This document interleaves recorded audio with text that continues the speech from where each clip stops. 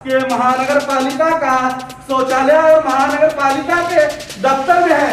कार्यों को शर्म आनी चाहिए कि महानगर पालिका में इस तरह की गंदगी भरी हुई है और स्वच्छ भारत का ढिंढोरा पीटने वाली सरकार भी ये देखे कि ये महानगर पालिका में, मगर यहाँ के कर्मचारी शायद अपने ऊंचे ऊपर रहे अधिकारियों को डरते होंगे। सभी कर्मचारियों को इनकी हिम्मत की दाद देता हूँ कि जब ये अपने जिस दफ्तर में रहते हैं उस दफ्तर में ही इतनी गंदगी कर सकते हैं तो ये बाहर जनता के क्या सफाई करेंगे।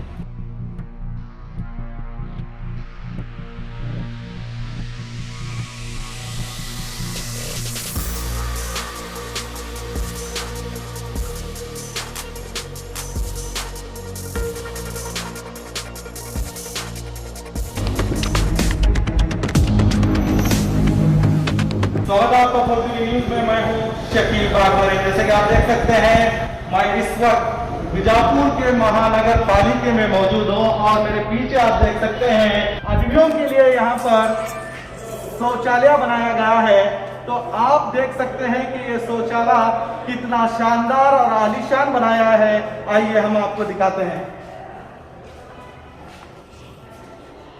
मैं कैमरामैन से कहूंगा कि यहाँ पर पहले यहाँ पर इंटर होते ही दिखाइए कि किस तरह से यहाँ साफ सुथरा रखा गया है। आप देख सकते हैं।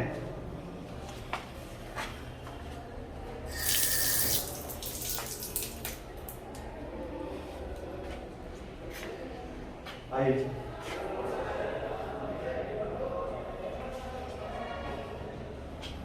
ये महानगर का, मैं फिर से कहूंगा, बीजापुर के महानगर पालिका का ये शौचालय है। आप यहाँ पर देखिए ये टॉयलेट है और ये टॉयलेट सेक्शन में हम पहुंच चुके हैं और आप देख सकते हैं ये टॉयलेट का जो बेसन है इसकी हालत देखिए।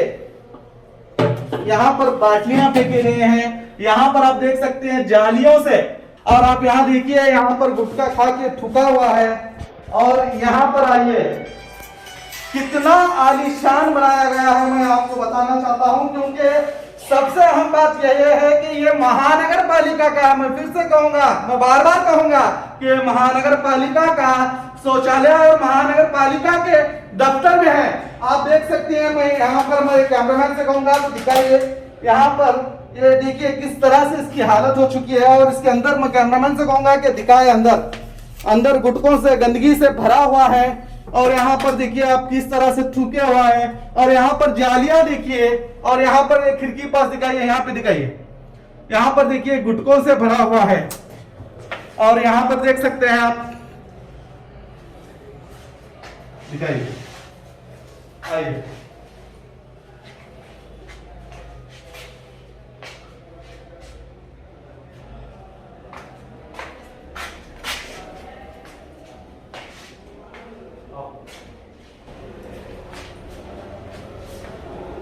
जरा सोचिए बीजापुर शहर के महानगर पालिका का इस तरह का हाल है। और यहाँ पर आइए, यहाँ पर नलों की टोटियां लगाई गई हैं। किस वजह से लगाई गई है पता नहीं। यहाँ पर देखिए किस तरह से डस्ट भरी हुई है और किस तरह से लोगों ने यहाँ पर थूका है, मगर इसकी किसी तरह से सफाई नहीं की जा रही है। आप अंदाजा लगा सकते हैं महानगर पालिका, मैं बाहर मेरे कैमरामैन से कहूंगा कि बाहर आए।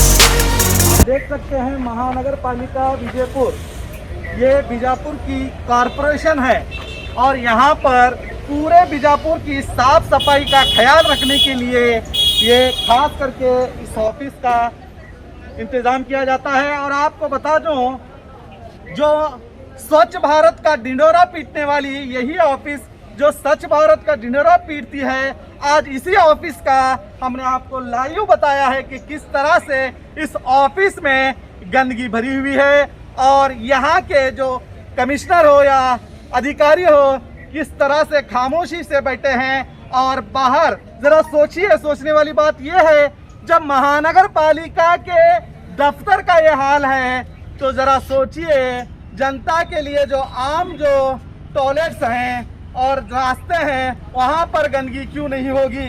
जब ये अपने जिस दफ्तर में रहते हैं उस दफ्तर में ही इतनी गंदगी कर सकते हैं तो ये बाहर जनता के क्या सफाई करेंगे।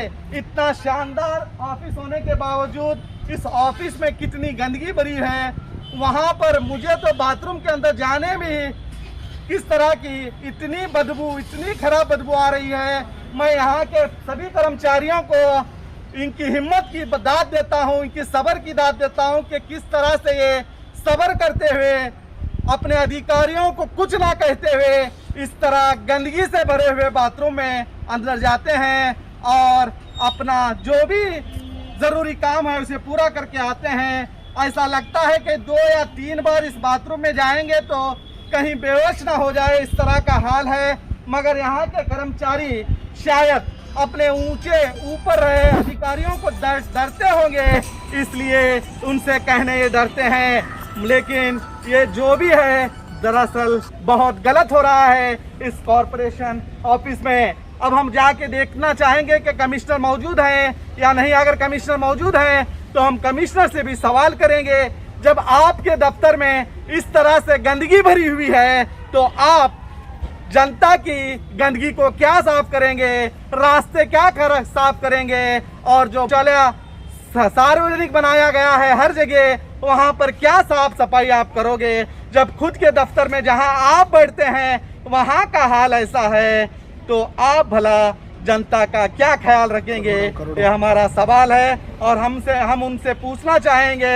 और स्वच्छ भारत का ढिंडोरा पीटने वाली सरकार भी ये देखे कि ये महानगर पालिका में खुद इस तरह की गंदगी भरी हुई है तो ये क्या स्वच्छ हमारा बीजापुर करेंगे।